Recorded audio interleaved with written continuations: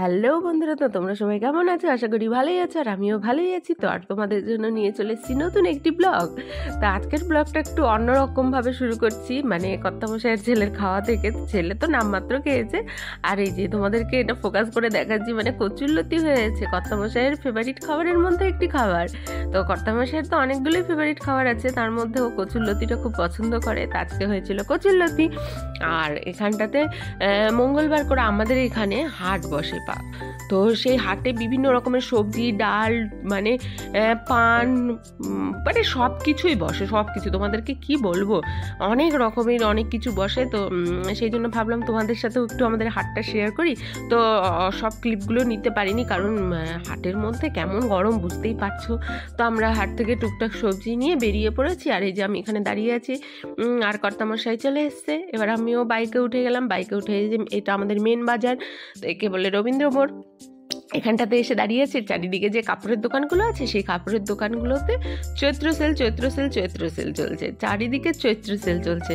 চৈত্র সেলের এত সুন্দর বাজার চলছে, আর এত ভিড় চৈত্র সেলের জন্য। পাবলিক এত জিনিস কিনছে চৈত্র সেল। এবার কিনছে কি কিনছে না তা জানি না, কিন্তু ভিড় দোকানগুলোতে।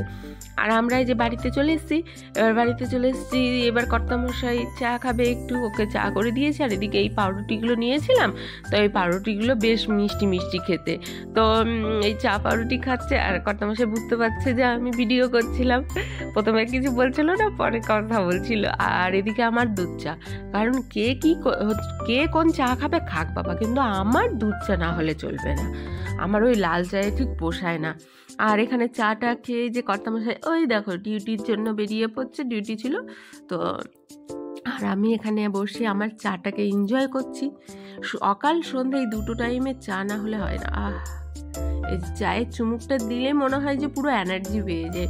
এবার চাটা খাওয়া হয়ে গেল। এবার হচ্ছে আমার সবজি বাজারগুলো সব জায়গায় জায়গায় রাখার জন্য করতে শুরু করে দিয়েছি। আর এখানে তোমাদেরকে আমি দেখাচ্ছিলাম, এখানে ডাল নিয়েছি, শিম নিয়েছি, ভুট্টা নিয়েছি। ভুট্টাগুলো বেশ কচি কচি ছিল, এত ভালো ছিল ভুট্টাগুলো, মানে বেশ ভালো বেশ। আর এই যে ভুট্টা, তারপরে বিভিন্ন রকমের সবজি নিয়েছি, হ্যাঁ, আর সজনা, করলা, এই যে শসা, সব কিছুই নিয়েছি মোটামুটি। তো বাজার করতে তো বেশ ভালোই লাগে। কার কেমন লাগে বাজার করতে কমেন্ট করে জানাও। আর আমার এই ব্লগগুলি তোমাদের যদি ভালো লেগে থাকে তাহলে অবশ্যই লাইক করো, শেয়ার করো, কমেন্ট করো, অ্যান্ড সাবস্ক্রাইব তো অবশ্যই করতে হবে, কারণ এরকম নিত্য নতুন ব্লগ পেতে গেলে সাবস্ক্রাইব তো করে রাখতেই হবে, তাই না? আর কমেন্ট করে জানাও কে কিরকম ভাবে বাজার করো, কে চৈত্র সেলের বাজার করছো না করছো, এগুলো একটু কমেন্ট করে জানাও। আর এই যে এদিকে আমার বাজারগুলো উঠানো হয়ে গেছে। বাজারগুলো উঠানোর পরে এদিকে একটু শশা কেটে নিয়েছিলাম, আর পাকা পেঁপে।